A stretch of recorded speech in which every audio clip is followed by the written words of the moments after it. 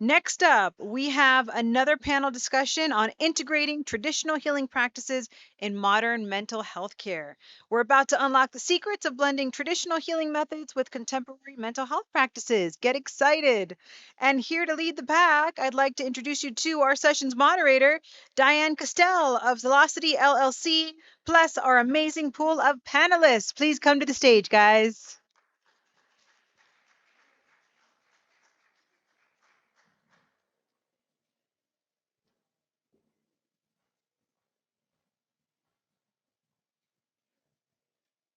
A little bit.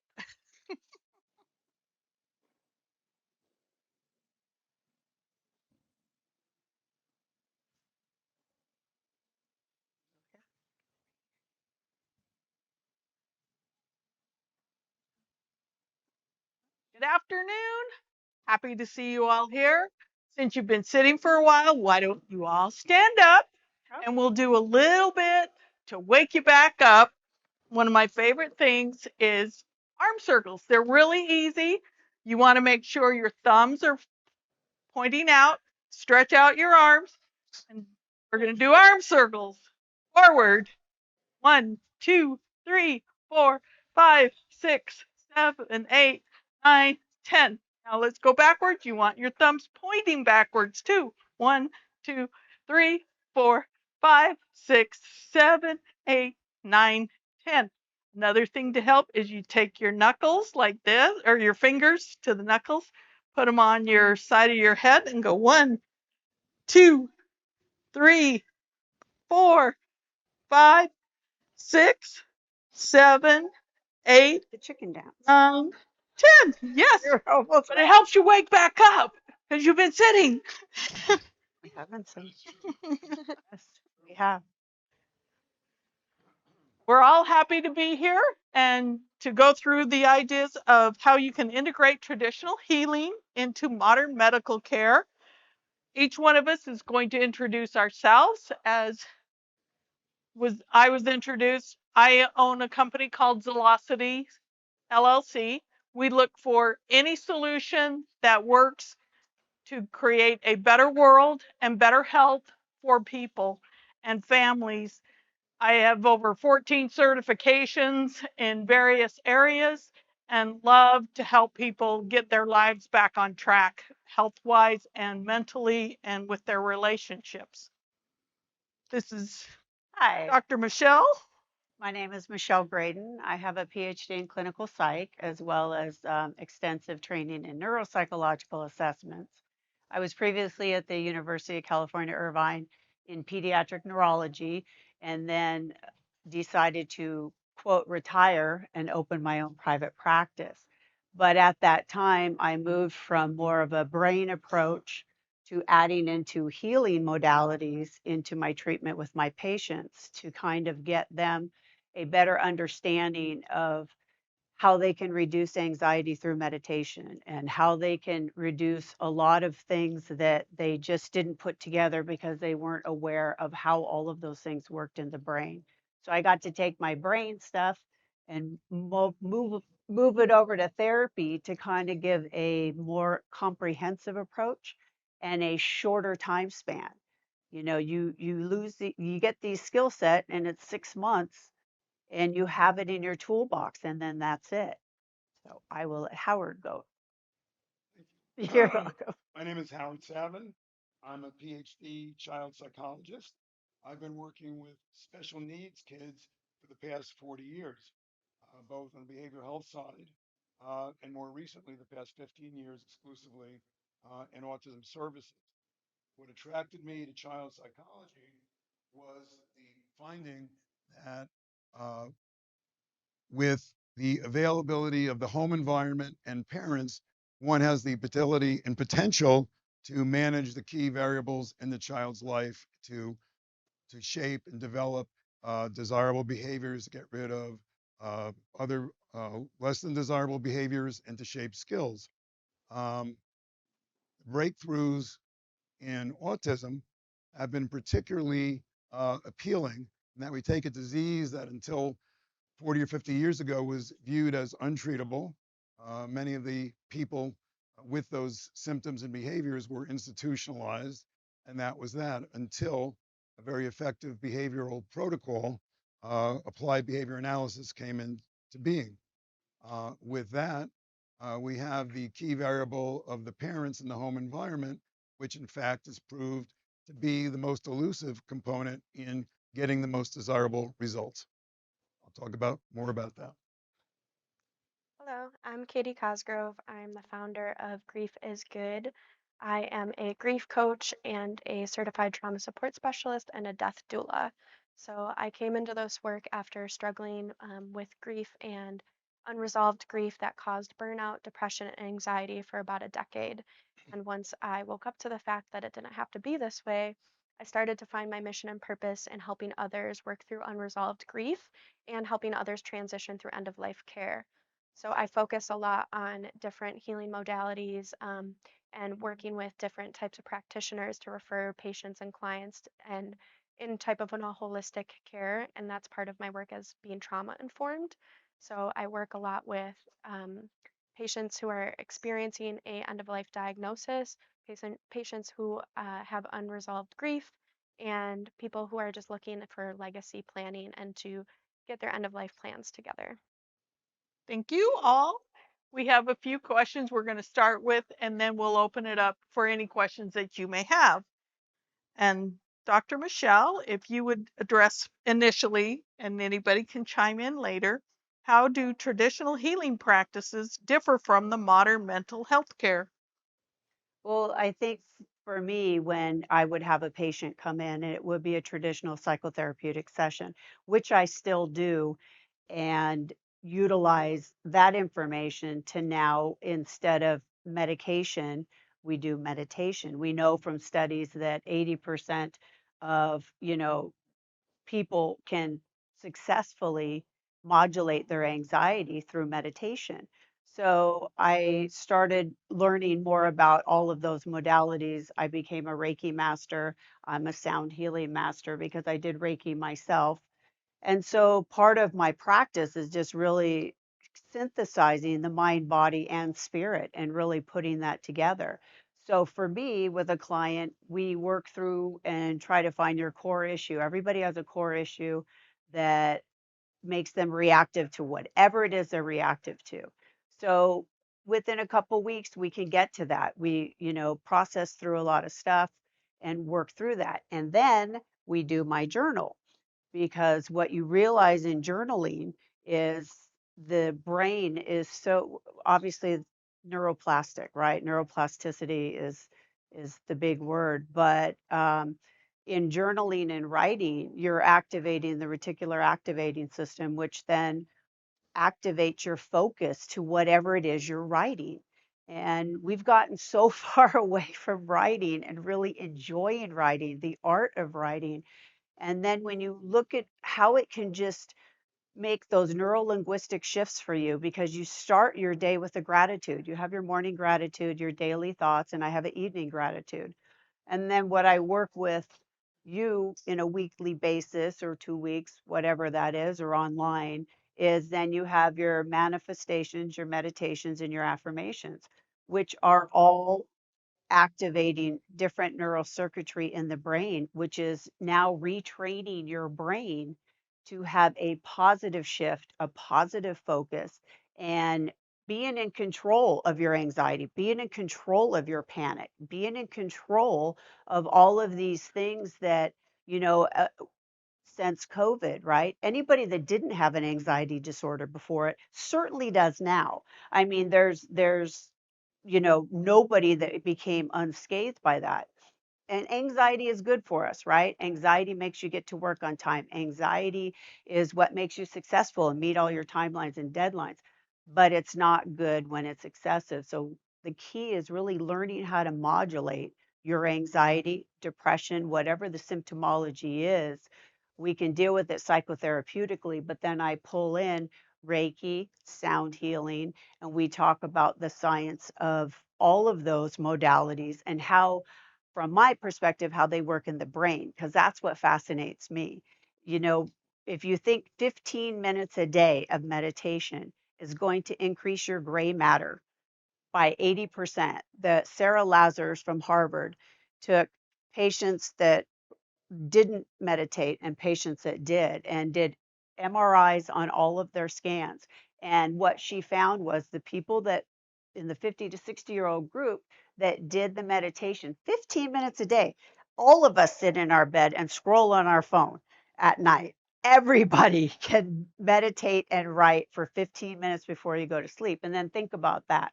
What are you putting in your brain before you go to sleep is what you're going to get when you wake up. So when we look at that, you see that it makes complete sense that activating all these systems in the brain and getting you where you want to go through meditation is simple. Through journaling, the art of writing, just the sensory motor of the cortex, all of it just goes perfectly with a psychotherapeutic perspective of making you feel better. And that was kind of my goal. I just wanted everybody to have some peace and feel that calm and that ability to be okay. And so that's where I base my journal on because it's a comprehensive, um, you know, place for you to put your thoughts. And then you have a thought log, which is great because we all say if you don't see me for every 2 weeks, right? You go, I don't know what I said. I don't know what happened the last 2 weeks. I remember one event and it wasn't good. It's like, okay. And now we have a log. So I think it's very good for all of us to get into that place of writing and expression. And then what you're doing in your brain is just fantastic. There's nothing like it. In all my dementia research that I did at the Med Center, there was nothing else that you could do, right? And if now you're telling me by 15 minutes a day, I can increase my frontal cortex and my gray matter by 80%, and there is nothing else we know in dementia, right? You can exercise, you can do all these things, and there is nothing scientifically proven that we have that can do that. So that's where I focus most of my time and my energy now. Um, on treating my patients from a very different modality points. I think the writing aspect is so powerful. I see that a lot in grief care and unresolved trauma. And one of my favorite exercises is writing letters to our loved ones that we've lost because it helps us work through some of those emotions. We see death as very finite and final, and that is intimidating and scary, and it causes a lot of anxiety.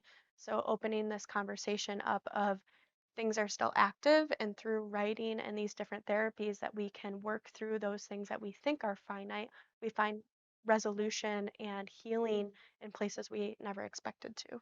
That's so powerful. I also feel like in this situation, you need to learn to accept your feelings, whatever they are, not label them as good or bad, and stop yourself. When my father died, my mother had been with him 50 years and she started to cry about it. And then she stopped herself, like, oh, I can't do this. It's wrong. And I was like, you were with the man for 50 years. It's okay to cry that he's gone now. And I see a lot of people that just won't accept whatever they're feeling and go, okay, now how do we go through this to get to the other side and move on in life? So thank you very much. Dr. Savin, in your experience, have you seen implementation of traditional healing methods in the modern medical setting? Very much so. I think more so than ever, working with parents and children, we have to invoke um, a leadership, a shamanism, so to speak. So uh, there's attention that's gained. The first step on the pathway to engagement. There's a respect and an optimism that's generated, which then needs to be followed up by being a very, very astute listener, because we only have so much time, even in the first encounter, to be an astute listener, to convey to the parents, which are always in for the first session, if not more than that, uh, that you are understanding the concerns and nuance.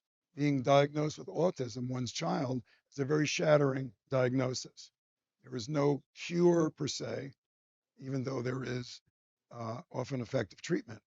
And parents are going to all the life events that may or may not occur the same as other children with their own child. So, in order for them to be captured by your ability to listen, by your command of the situation, is critical for further progress to take place. We learn a lot about that actually in my certification become an end of life doula. We have to do the first half of the course in terms of our own healing and our grief journey and our legacy planning. And something that was really difficult for me was being an astute listener and the pausing that needs to happen in a conversation for you to digest and build that trust with your client or patient. And that was something that felt very awkward to me at first that I struggled with is the pause and the being silent and knowing that you're in a safe space. And I think the more we practice this, the more we can build that trust component and really break through some of this healing that people need. Are there any traditional methods any of you would like to see incorporated and used more? I think in many disciplines, the active listening skills are not taught or developed far enough. I was fortunate that in my first semester of graduate school, we had a course that was just active listening with the professor using videotape and whatnot to measure success and the recognition response of the person that's being listened to, whether it's a head nod or a smile, giving you recognition that they've been heard. I think we need to do more of that with the training and the onboarding of our staff. I agree. Active listening is so important. There's so many times I've seen people just all of a sudden they're responding, and you're like, wait a minute, that wasn't even what I asked. Can you respond to what I asked? That would be helpful. So, Katie, what challenges do you see in implementing traditional healing methods?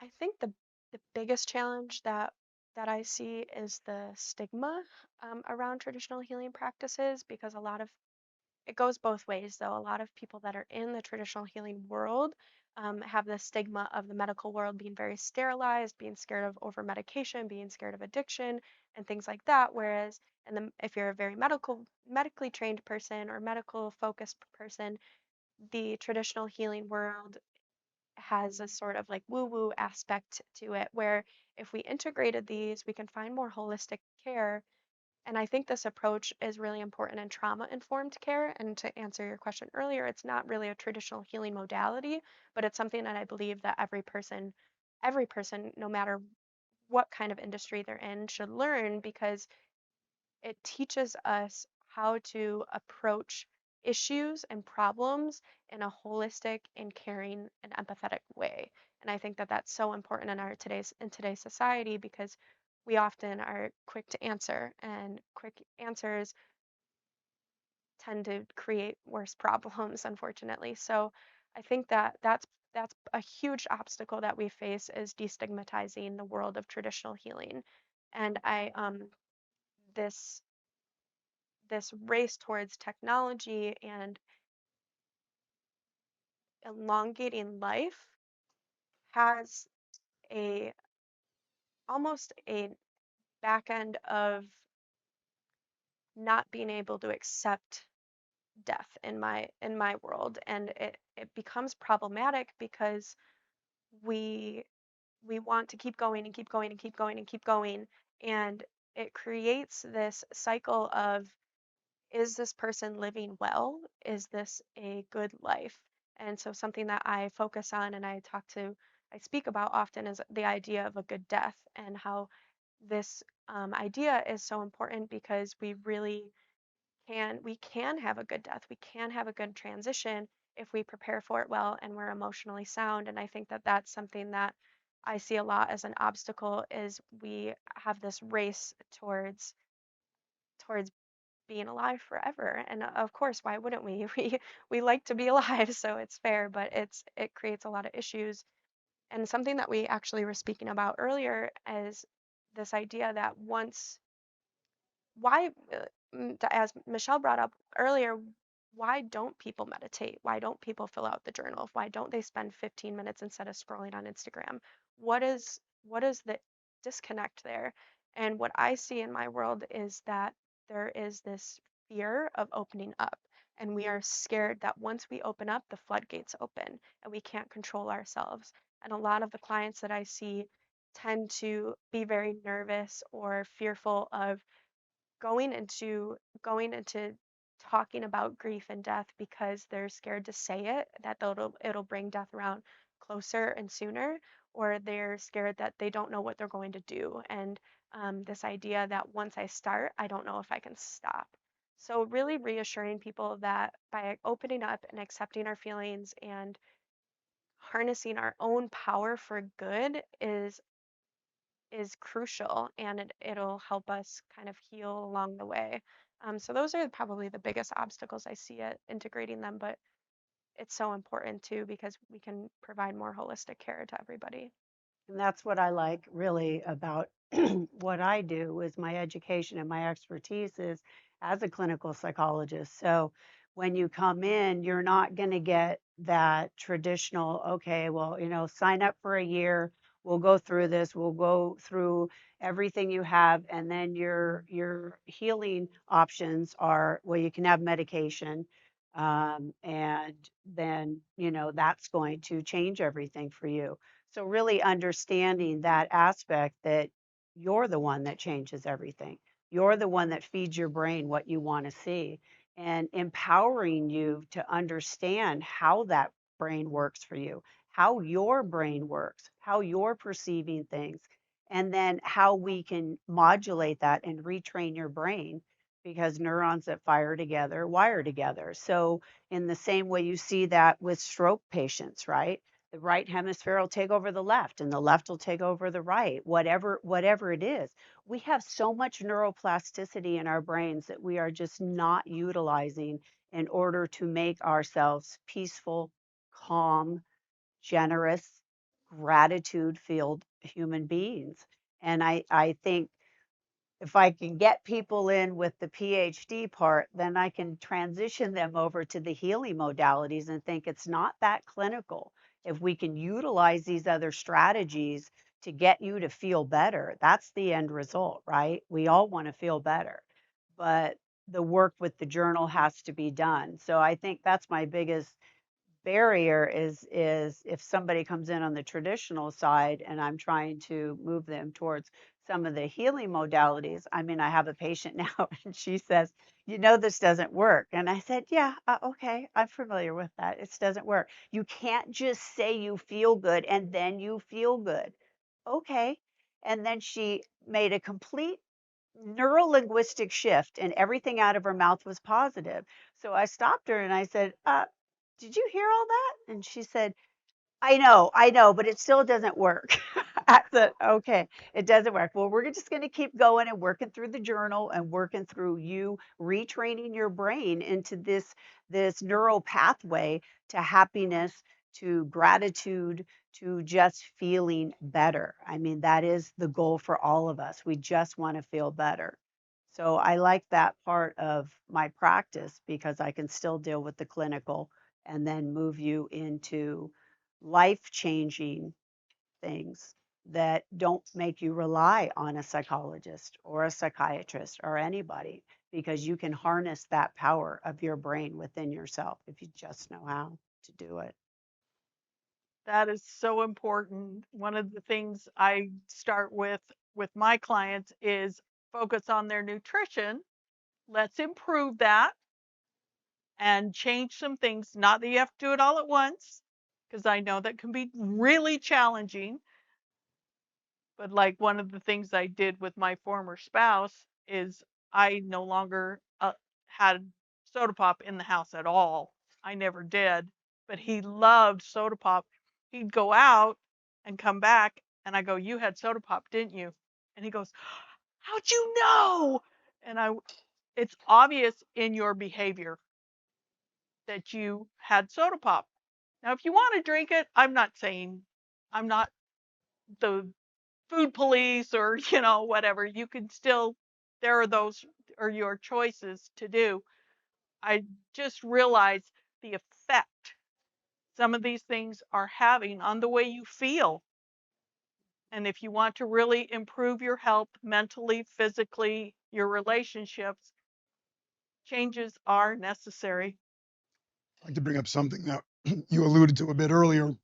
Sure. In the past 9 months, I started with a colleague a new company called Global Autism Initiative, which is to bring a model protocol to bear in parts of the world where services either were not available or geographically inaccessible, and became further aware that A, the stigma of mental health is by far not gone. By the way, somebody did a research project of participants in parent training and autism. 95% of the participants are mothers. Fathers don't have much more difficult time coming to those sessions. Secondly, being involved preliminarily in Southeast Asia and the Middle East, there are women in a number of these cultures that view having uh, a special needs child to be a personal shame. So we've adopted a virtual protocol to come into the home environment with safety and privacy and whatnot.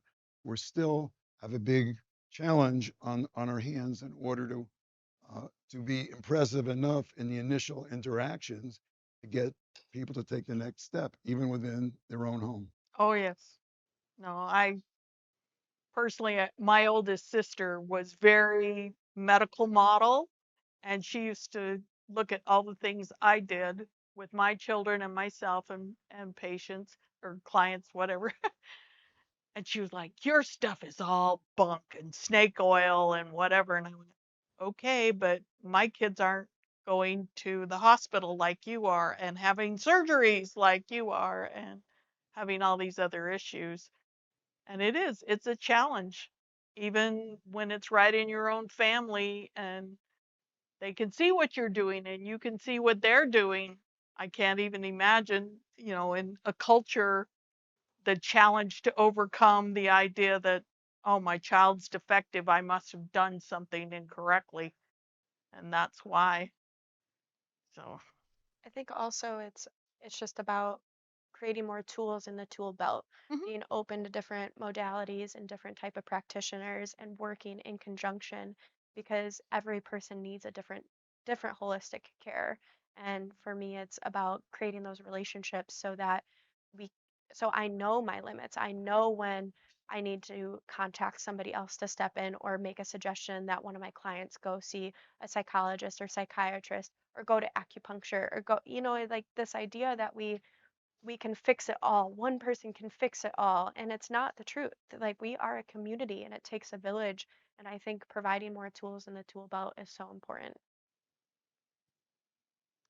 Is there any easy way to foster collaboration between traditional healers and more traditional methods being used for better patient care? I think cultural competency, there's no substitute for, we don't have just a hammer in our toolboxes. And to be aware of the nuances, the difference, the role of parents and grandparents and siblings within the individual cultures and ethnicities is essential to be respectful and effective. Mhm. Absolutely. I see this a lot because I never know what I'm going to walk into. If I'm in a hospice situation, I don't know what the family's rituals are, or culture is, or how that operates. And so I have to be very respectful and cognizant of the fact that I have my own beliefs and biases and checking those at the door, knowing that you're walking in with care and comfort and empathy and understanding that different cultures are what make us unique and we can learn so much from them. Like to open the floor to any of you that may have any questions?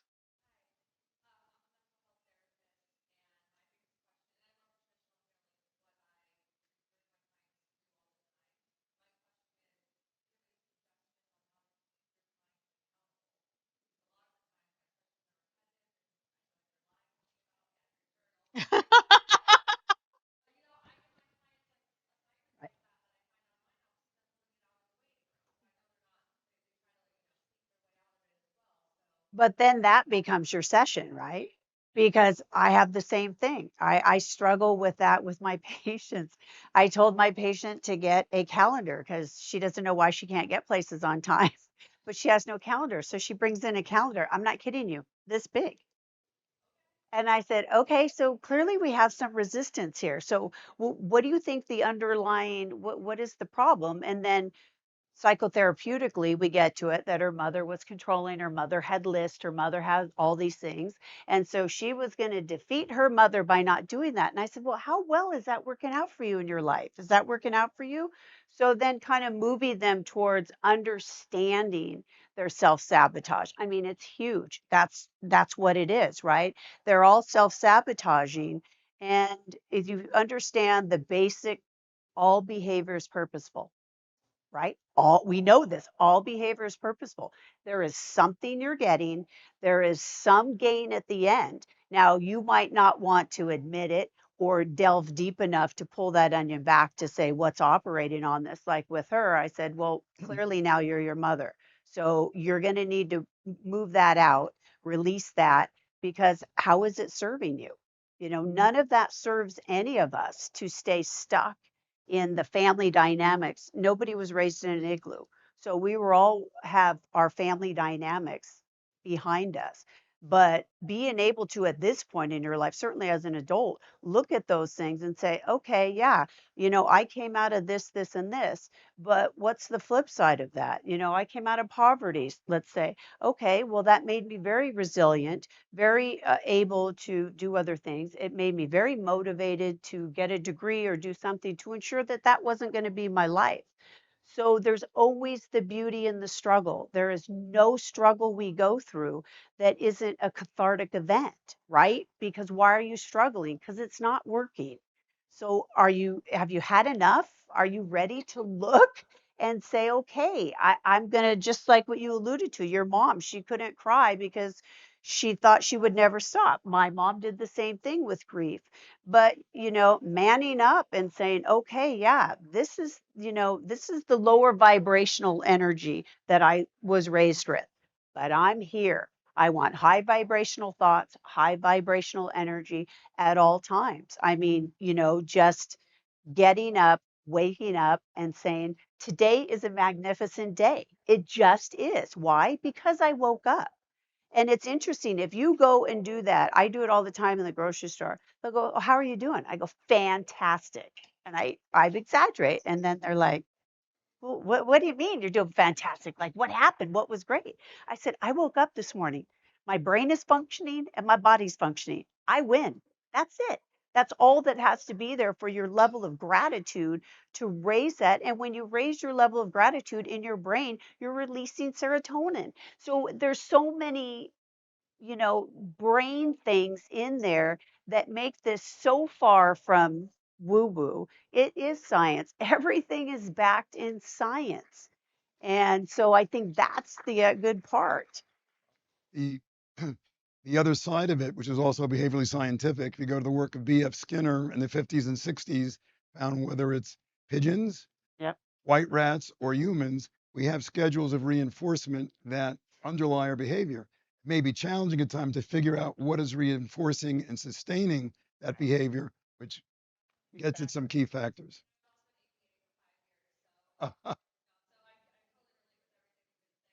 Oh, good.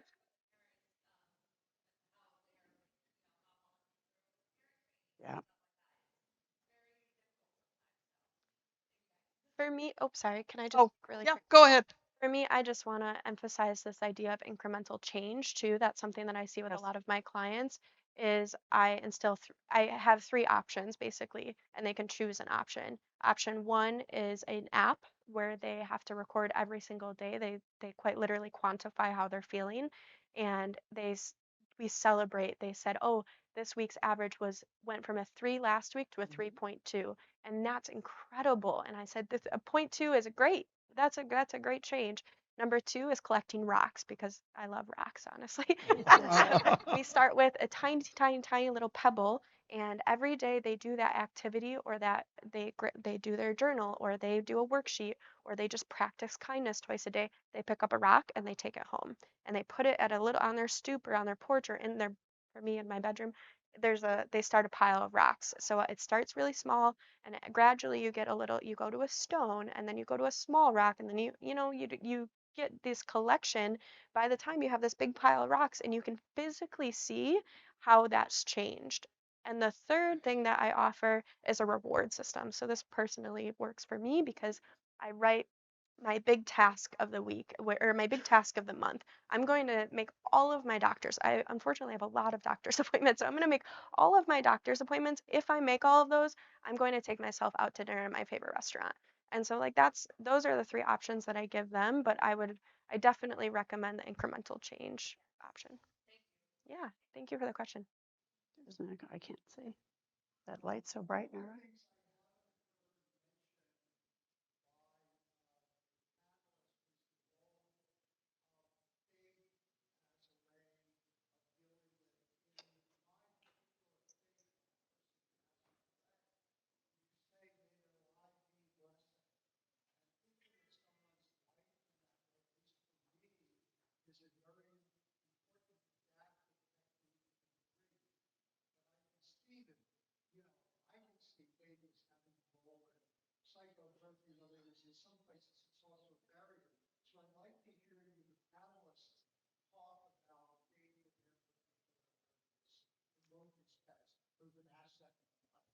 Well, for me, I think my focus is faith based. Clearly, I have my representation of my God. But when you do clinical work, I can't put my belief system on my patients. Now, all my patients see my cross, and I'm very clear when I'm speaking with my patients. You can call it source, universe, uh, the Smurfs. I don't really care, but for me, it's God. I'm God motivated. I do a group on Sunday, Day Blessings, where we interpret part of the Bible, a Bible verse, and then we extrapolate it to brain and everything else, and kind of how it all works. I am 100% God squad, but the people that come in, I can't project that onto them. They do see it in my office. You definitely can tell, but I think most people have some faith, whether it's the universe, they just think it works. And for me, I think when I look at what I do, I can't imagine having a patient come in and I say, well, how do you think about these things? How do you think things evolve? How do you think? And they say nothing. Life is completely random. Then it's like, okay, I really, that would be the only patient I couldn't help. If you have no belief system, you have to have something that gives you hope, right? I mean, for us, if you're on the squad, that's our hope. That's what keeps us functioning. That's what keeps us moving in that direction, because we have hope that we know that the beauty in the struggle, right? That God is working everything out for your good. Okay, or the universe, or source, whatever it is that is your modality in your brain that makes you feel okay and gives you hope, because everybody needs to have hope. The people that kill themselves don't have hope. They feel hopeless. That's tragic. That is the core at what I'm trying to do by teaching people these different healing modalities, the simplicity of it, and doing whatever you need to do to make yourself feel good for the day.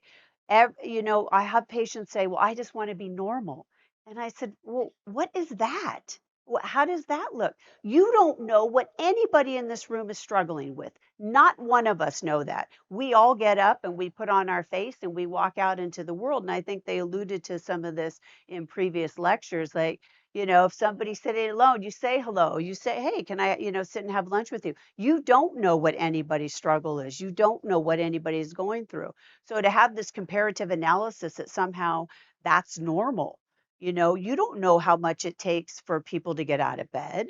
So if you're doing your, maybe it's your Bible readings or just you're listening to your positive affirmations or whatever it is, we need to understand that those things are what keeps us in that hope state and not in a state of feeling lost and not connected. What did COVID do? It made us all disconnected. We have a universe of people that are disconnected. There was no touching, no getting close to anybody, none of that. And that has a huge impact on your psyche.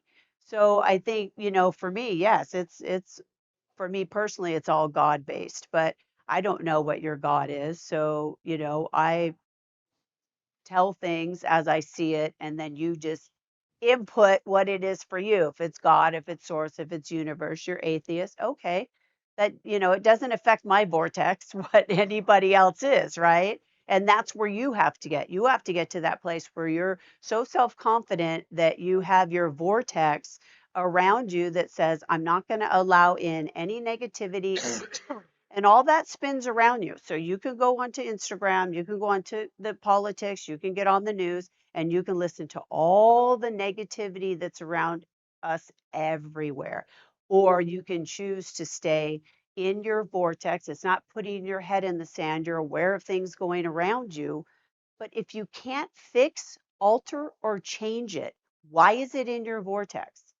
Right? If you cannot fix, alter, or change that, why are you allowing it into your body? I mean, that's part of the Reiki. The Reiki that I do is allowing your body to release everything that's in there. And your body is storing things. There was, I think it was the Austin Powers movie, your tissue has issues. Your tissues have issues, and releasing that and moving that through is what we need to do. 5 minutes? We just got the nod. In a lot of my practice, there's two baselines for me. One is respect. I check myself at the door and I walk in and I adapt the language. Exactly what Michelle is saying, that you learn and listen to what is your God, what is your source, what is your universe. And the second thing that my baseline revolves around is this idea of what gives you strength.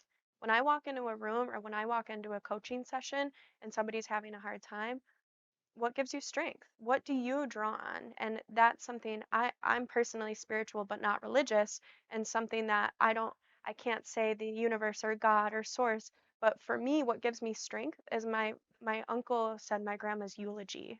And that moment for me gives me strength. And I put myself in my body, in that pew, in that Catholic church, and I remember what that feeling felt like in my body. And every single person has that moment of strength and has that kernel. Sometimes it's religion, sometimes it's not. And if we can just identify that moment of strength or that kernel of strength, we can build off of that and help empowering our clients.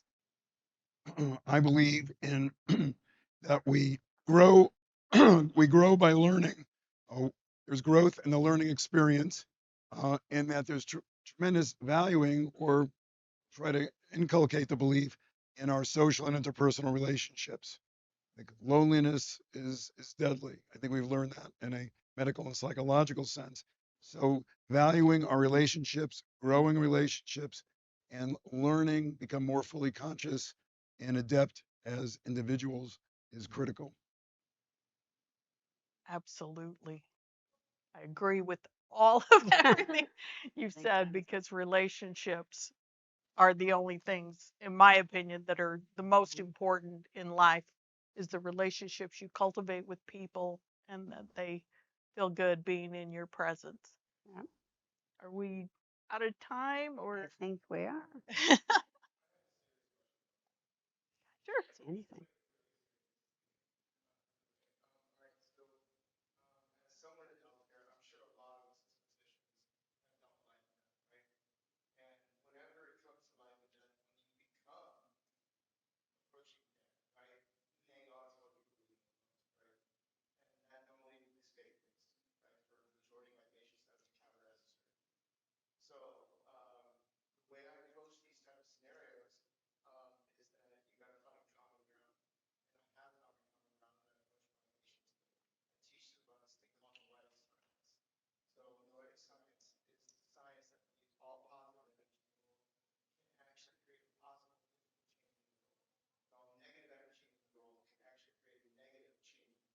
Mhm.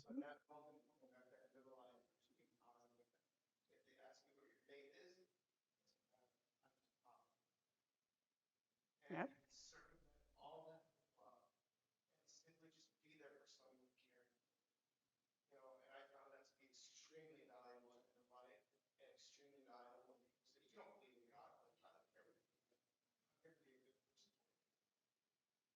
Yeah. No doubt. Well, thank you all for Yeah. being here and for our panel. It's been an excellent exchange. And if you have any other questions, I'm happy to answer people's questions. All right. Have a Time to good, exit. yep, time to exit. All right. Thank you so much, guys, for that informative panel. And if you guys do have any other questions or you'd like to chat more with them, you will definitely have that opportunity coming up after the awards during our networking cocktail hour and, of course, tomorrow as well.